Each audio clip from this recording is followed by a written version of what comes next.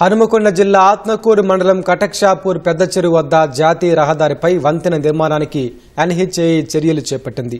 వరంగల్ నుంచి ములుగు జిల్లాకెళ్లేందుకు ఇదే ప్రధాన రహదారి కావడంతో ఇక్కడ వంతెన నిర్మాణం చేపట్టాలని ఆ ప్రాంతవాసులు ఎప్పటినుంచో కోరుతున్నారు. వర్షాకాలం వచ్చిందంటే కటక్షాపూర్ పెద్ద చెరువు మత్తడి దూకి వరంగల్ మీదుగా ఛత్తీస్గఢ్ రాష్ట్రానికి రాకపోకలు నిలిచిపోయే పరిస్థితి ఉండేది. అత్యవసర సమయాల్లో రాకపోకలకు వాహనదారులు తీవ్ర ఇబ్బందులు ఎదుర్కొనేవారు. చెరువు మత్తడి దూకినప్పుడు వరద ఉధృతికి ఎన్నో వాహనాలు కొట్టుకుపోయిన సందర్భాలు ఉన్నాయి. ఇప్పుడు కటక్షాపూర్ పెద్ద చెరువు వద్ద నూతన హై లెవెల్ వంతెన నిర్మాణ పనులు జరుగుతుండటంతో స్థానికులు హర్షం వ్యక్తం చేస్తున్నారు. త్వరితగతిన పనులు పూర్తి చేసి వంతెనను అందుబాటులోకి తేవాలని కోరుతున్నారు.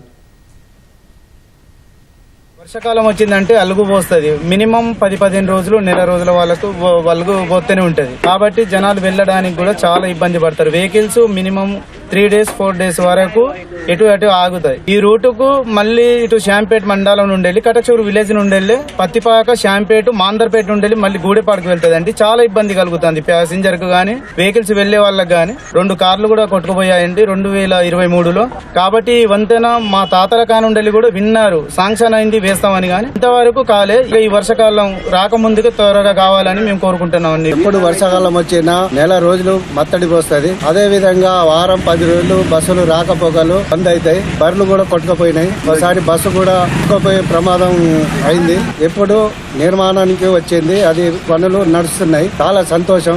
వర్షాకాలంలో వచ్చిందంటే ఇటు నుండి అటు రోడ్డు దాటడానికి ఎంతో అవస్థలు పడే వాళ్ళం. ఈ యొక్క పనులు కూడా అతి దగ్గర ఈ వర్షాకాలం ప్రారంభం కాకముందే త్వరితగతిన నిర్మితం చేసేది ఉంటే ఈ చుట్టుపక్కల ఉన్న 10 గ్రామాల ప్రజలు సౌకర్యంగా ఉంటుందని కోరుకుంటూ హైవే మీద హై లెవెల్ వంతెన తొందరగా చేయాలి. ఎందుకంటే వర్షాకాలం వస్తే చాలా ఇబ్బంది పడుతున్నారు ప్రజలు. కార్లు కొట్టుకుపోయినాయి, బస్సులు కొట్టుకుపోయినాయి, చాలా ప్రాణ నష్టం కూడా జరిగింది. అధికారులు కూడా శ్రద్ధ తీసుకొని బ్రిడ్జిని రిపేర్ చేయాల్సిందిగా కోరుతున్నాం.